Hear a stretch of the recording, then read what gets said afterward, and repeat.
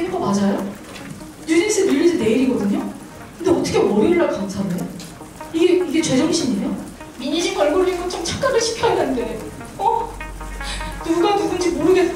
그게 말이 되냐? 왜 니네 이렇게 양아치같이 하냐? 하이브와 소속 레이블 어도어가 공방을 이어가는 가운데 지난 25일 미니진 어도어 대표는 긴급 기자회견을 열었습니다. 시장의 관심은 이후 민 대표와 어도어 그리고 뉴진스의 거취에 쏠려 있는데요. 업계에서는 언론에 보도된 대로 민 대표가 뉴진스를 데리고 하이브를 나가는 방안은 현실성이 떨어진다고 내다보고 있습니다. 이들을 둘러싼 자세한 이야기 스튜디오 퍼즐이 알아봤습니다.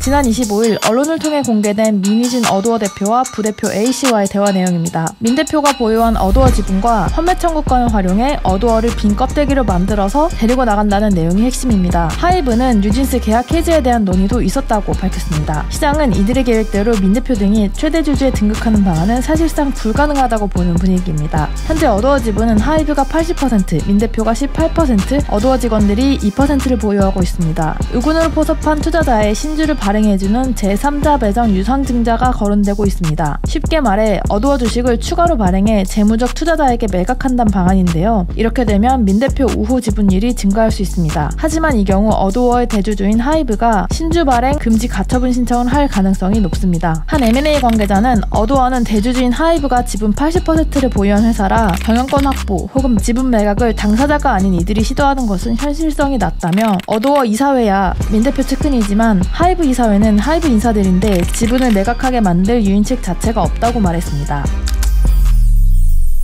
미니진 대표를 비롯한 어도어 측이 하이브에서 독립해 별도 법인을 세우는 방안도 거론되고 있는데요. 이 경우에는 위약금 이슈가 발생할 수 있습니다. 뉴진스는 지난 2022년 데뷔했습니다. 통상 아이돌 계약 기간이 5년에서 7년인 점을 고려하면 지금 계약을 해지할 경우 천문학적인 위약금을 물어내야 합니다. 하이브의 규칙으로 계약 해지가 가능하거나 투자자를 통해 위약금을 지불하는 방법도 있겠습니다만 이 경우 평판 리스크를 피하긴 어려울 것이란 관측입니다. 또 만약 민 대표가 하이브와 헤어지고 독립하는데 뉴진스 측이 함께 한다 해도 뉴진스라는 이름을 사용하지 못할 가능성도 배제할 수 없습니다. 민 대표는 기자회견을 통해 이 같은 입장을 밝혔습니다. 대화 내용을 짜집기 한 거다. 회사에 대한 푸념 정도였는데 너무나 크게 확대 해석한 거다. 어도어 지분 등 알려진 것 이외에도 하이브에 받은 게 많고 가만히 있어도 최소 1,000억 원 이상을 버는데 굳이 경영권 찬탈까지 할 이유가 없다. 할 거면 제대로 했지 메신저 기록을 다 남게 이렇게 하진 않았을 거다. 또 하이브와 주주간 계약을 맺었음을 밝혔는데요. 하이브로부터 받은 지분 18% 중 일부가 권리를 온전히 행사할 수 없게 묶여있다고 덧붙였습니다. 구체적인 내용은 비밀 유지 조항으로 인해 밝힐 순 없지만 해당 내용이 해결되기 전엔 하이브를 떠날 순 없는 상황이라고 전했습니다.